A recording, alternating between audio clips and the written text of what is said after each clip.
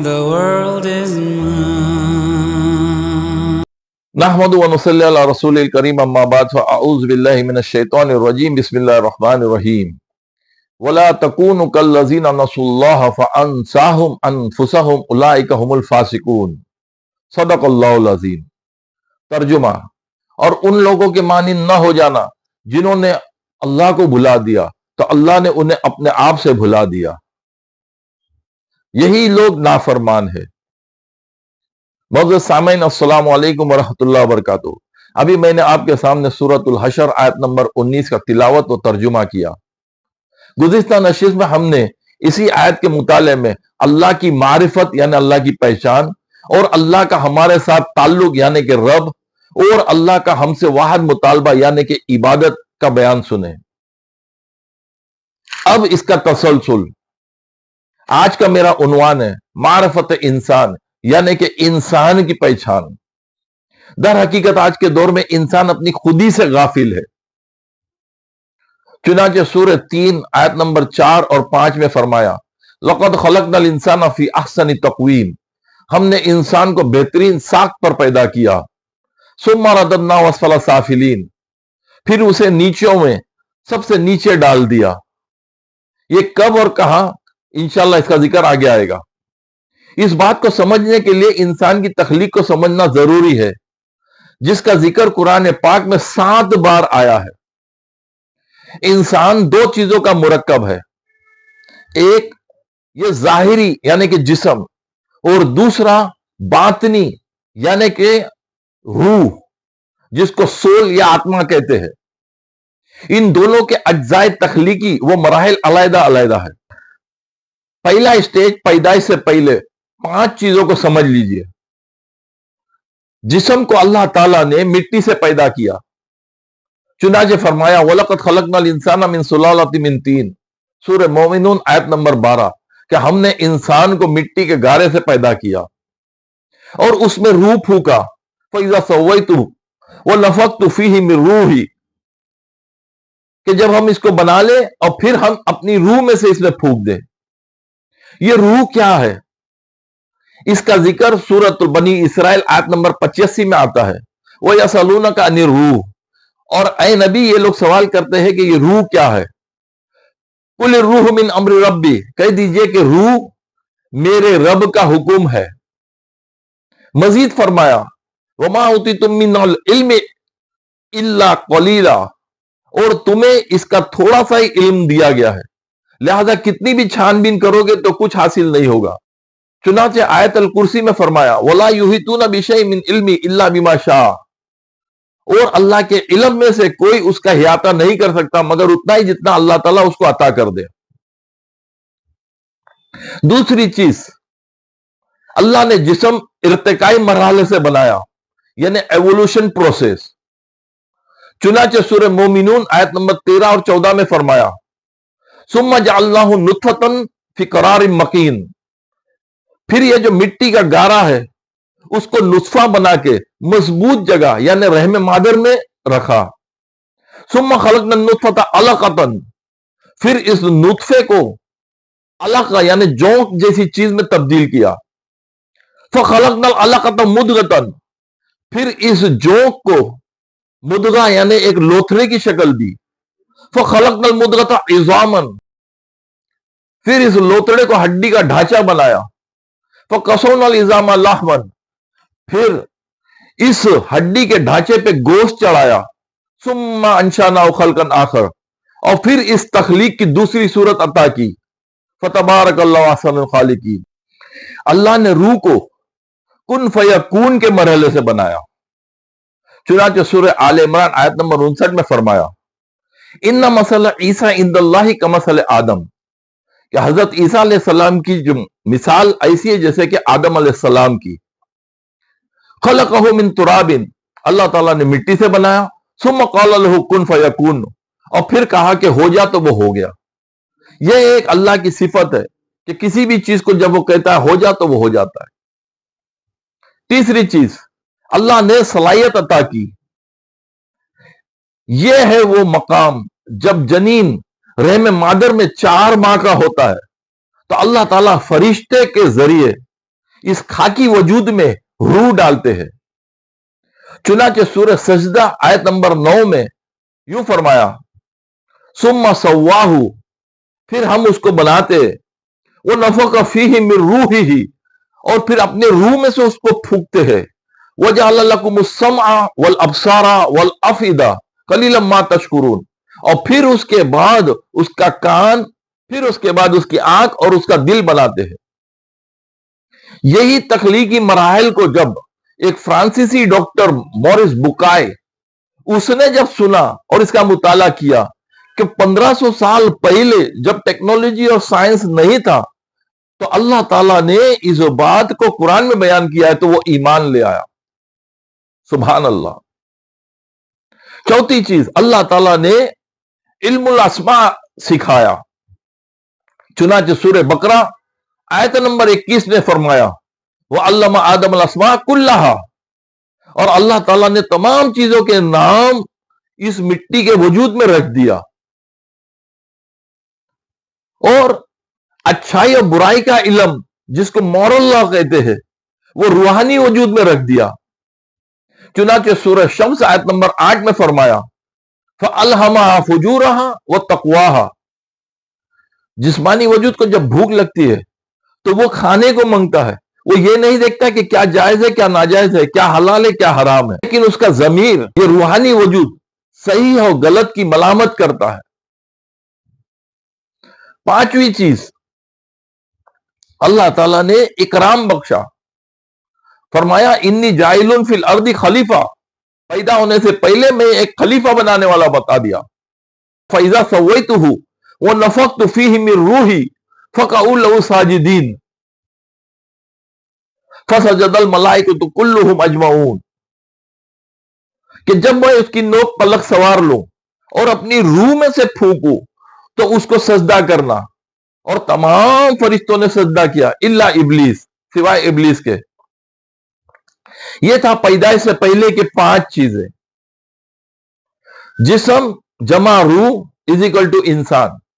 ये ऐसे है जैसे हार्डवेयर जमा software is equal to computer. इस असल वजूद यानी रूहानी वजूद को पहचानने के लिए उपनिषद में एक कौल नकल किया गया है कि man in his ignorance identifies himself with the material sheets which encompasses real self, यानी इंसान गलती से जहालत में या नादानी में मादी वजूद को समझता है कि ये मैं हूं, ये उसकी अना है, ये उसकी खुदी है। दर हकीकत उसकी खुदी वो रूहानी वजूद है। दूसरा स्टेज, दुनियावी जिंदगी, इंसान की पैदाइश से मौत तक, जिसको सूरह मुल्क में फरमाया अल्लज़ी खलक़ल मौत वल हयात लियब्लुवकुम अय्युकुम अहसनु अमला। ये डेट ऑफ बर्थ से लेकर डेट ऑफ डेथ आजमाइश का दौर है। और सूरह रूम आयत नंबर 54 में फरमाया कि अल्लाहुल्लज़ी खलक़ मिन दोफिन, अल्लाह ताला तुम्हें कमजोरी की हालत में पैदा किया, सुम्मा जाला मिन बादि दोफिन कुव्वतन, फिर तुम्हें उसने जवानी अता किया, कुव्वत अता किया, ताकत अता किया। सुम्मा जाला मिन बादि कुव्वतिन दोफन व शैबा इलल आखिर, फिर दोबारा से तुम्हें जो है वो कुव्वत से कमजोरी व बुढ़ापे में ले आएगा। यह है पूरी जिंदगी की लाइफ स्पैन। दूसरी चीज, अल्लाह ताला ने इस दुनिया में तमाम चीजों को तुम्हारे लिए पैदा किया। फरमाया सूरह बकरा आयत नंबर 29 में, हुवल्लज़ी खलक़ लकुम मा फिल अर्ज़ि जमीआ, कि ये जो हैवानात है या नबातात है या जमादात है, ये जितने भी चीजें सब तुम्हारे लिए है। मजीद उसे मुसख्खर कर दिया, यानी तुम्हारे कंट्रोल में दे दिया। सूरह लुकमान में फरमाया अलम तरो अन्नल्लाह सख्खर लकुम मा फिस समावाति व मा फिल अर्द, कि जमीन और आसमान में जितने भी चीजें हैं सब तुम्हारे को मुसख्खर कर दिया। वह असबगा अलैकुम निअमाहु ज़ाहिरतन व बातिना इलल आखिर, और पूरी कर दी अपनी नियामत को, जो कुछ भी नजर आती है और जो कुछ नजर नहीं आती है। वो भी नजर आती तो समझ में आता है, लेकिन जो नजर नहीं आती, जैसे ये गैसेस है, ऑक्सीजन है, हाइड्रोजन है, नाइट्रोजन है। ऑक्सीजन पिछले 5 साल पहले कोविड के टाइम पे कितना जरूरी था, नजर नहीं आता लेकिन हमारे कंट्रोल में था। दूसरा, ये जो बिजली है या फिर ہمارے موبائل ہے جس میں یہ سگنل ہے، یہ نظر نہیں آتے لیکن ہمارے کنٹرول میں ہے۔ پھر مزید چوتھی چیز، اللہ تعالیٰ نے علم الوحی عطا کیا، یعنی کہ ریویلڈ نالج۔ ایک تھا علم الاسماء، یہ ہے ریویلڈ نالج۔ چنانچہ پہلی وحی سورہ علق کی 5ویں آیت، اللہ فرمایا علم الانسان ما لم یعلم، کہ اللہ تعالیٰ نے انسان کو وہ علم دیا جو وہ جانتا نہیں۔ کیا نہیں جانتا؟ پیدائش سے پہلے کی زندگی نہیں جانتا، موت کے بعد کی زندگی کو نہیں جانتا، جنت کو نہیں جانتا، جہنم کو نہیں جانتا، جنات کو نہیں جانتا، ملائکہ کو نہیں جانتا، روح کو نہیں جانتا، اللہ کو نہیں جانتا۔ یہ تمام علم اللہ تعالیٰ نے بذریعہ قرآن عطا کیا۔ چنانچہ سورہ رحمان اللہ تعالیٰ فرماتے ہیں الرحمن علم القرآن، کہ رحمان نے قرآن سکھایا۔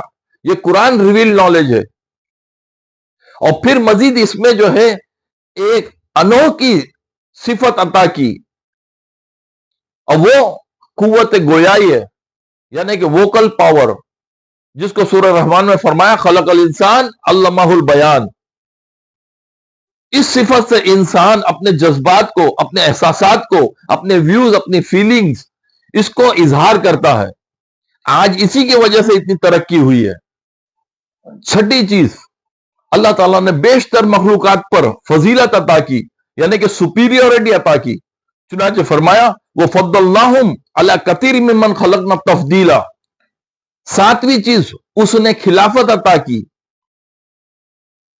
چنانچہ سورہ انعام آیت نمبر 165 میں فرمایا وَهُوَ الَّذِي جَعَلَكُمْ خَلَائِفَ الْأَرْضِ وَرَفَعَ بَعْضَكُمْ فَوْقَ بَعْضٍ دَرَجَاتٍ لِيُبْلِوَكُمْ فِيمَا آتَاكُمْ إِلَى الْآخِرِ، کہ وہی ہے جس نے تمہیں جو ہے اختیارات عطا کیے، اپنا نائب بنایا، اور بعض کو بعض پر فضیلت عطا کی، اور مزید کسی کو غریب بنایا، کسی کو امیر بنایا، کسی کو بادشاہ بنایا، کسی کو اس کا پرجا بنایا، تاکہ جو کچھ بھی دیا گیا ہے اس میں وہ آزمائے۔ اور ساتھ ہی ساتھ بتا دیا کہ اصل زندگی دنیا کی زندگی نہیں ہے، بلکہ مرنے کے بعد آخرت کی زندگی ہے۔ چنانچہ سورہ عنکبوت آیت نمبر 64 میں فرمایا وَمَا هَذِهِ الْحَيَاةِ الدُّنْيَا إِلَّا اللَّهْوٌ وَاللَّعِبٌ، اور یہ دنیاوی زندگی کیا ہے؟ ایک کھیل تماشے سے زیادہ اور کچھ نہیں۔ وَإِنَّ الدَّارَ الْآخِرَةَ لَهِيَ الْحَيْوَانُ، اور آخرت کی زندگی جو ہے وہ ہمیشہ رہنے والی ہے۔ لَوْ كَانُوا يَعْلَمُونَ، کاش کہ یہ لوگ سمجھتے۔ اس اصل زندگی کا آغاز عالم ارواح میں ہوا، جہاں پر ہم سب سے عہد لیا گیا۔ اللہ تعالیٰ نے فرمایا الستُ بربکم، کیا میں تمہارا رب نہیں ہے؟ تو سب نے گواہی دی کہ اللہ تو ہمارا رب ہے۔ قالوا بلا شہیدنا، اور ہم تیری بندے ہیں، تیرے غلام ہیں۔ اسی لیے انسان کے موت پر کہا جاتا ہے کہ انا للہ و انا الیہ راجعون، ہم وہاں سے آئے تھے اور وہیں پہ لوٹ جائیں گے۔ اور یہ جو جسم جس کو مٹی میں جب دفناتے وقت سورہ طٰہٰ کی آیت نمبر 55 پڑھی جاتی ہے کہ منہا خلقناکم، کہ ہم اسی سے بنے ہیں، وہ فیہا نعیدکم، اور اسی میں دوبارہ لوٹ جائیں گے، وہ منہا نخرجکم تارۃ اخری، اور اسی میں سے دوبارہ نکالے جائیں گے۔ تو یہ تھا پیدائش سے لے کے موت تک کا سفر۔ تو کیا ہم نے کبھی سوچا ہے کہ میں کون ہوں، کہاں سے آیا ہوں، میری زندگی کی آخری منزل کہاں ہے، یا میرے زندگی کا مقصد کیا ہے، جس کو سورہ زاریات میں فرمایا وما خلقت الجن والانس الا لیعبدون، کہ میری زندگی کا مقصد صرف اللہ کی بندگی، اللہ کی فرما برداری میں ہے۔ اگر ہم اپنے مقصد سے غافل ہیں اور اسے پورا نہیں کر رہے ہیں تو ہماری مثال جانوروں جیسی ہے۔ اللہ فرماتے ہیں اولئک کالانعام بل ہم اضل، یہ تو جانور جیسے بلکہ اس سے بھی گئے گزرے۔ اولئک هم الغافلون، یہ لوگ جو ہے غفلت میں ہے۔ اللہ تعالیٰ نے اتنا کچھ عطا کرنے کے بعد اگر ہم اللہ کی مرضی کے بجائے ہم اپنی مرضی کر رہے یا کسی اور کی مرضی پہ زندگی گزار رہے ہیں تو اللہ فرماتا ہے وما قدر اللہ حق قدری، کہ اللہ تعالیٰ کی انہوں نے قدر نہیں کی جیسی کی قدر کرنا چاہیے تھا۔ اسی لیے فرمایا اولئک هم الفاسقون، یہی لوگ نافرمان ہیں۔ لہذا پھر سزا کے طور پہ اللہ تعالیٰ ہمیں اپنے اصل وجود یعنی کہ روحانی وجود سے غافل کر دے گا، بلکہ آج یہ سزا ہم پر مسلط کر دی گئی ہے، اس لیے کہ علم الاسماء پر عمل کر کے تو انسان چاند پر پہنچ گیا، لیکن اخلاقی یا روحانی تعلیم کو پس پش ڈال کر یا آج ہماری کیفیت جانوروں سے بھی بدتر ہو چکی ہے۔ اللہ تعالیٰ مجھے اپنے اصل وجود کے طرف توجہ دینے کی توفیق عطا فرمائے۔ اللہ تعالیٰ مجھے اللہ کی فرما برداری میں زندگی گزارنے کی توفیق عطا فرمائے۔ وآخر الدعوان الحمدللہ رب العالمین۔ شکرا لک ربی حمدا لک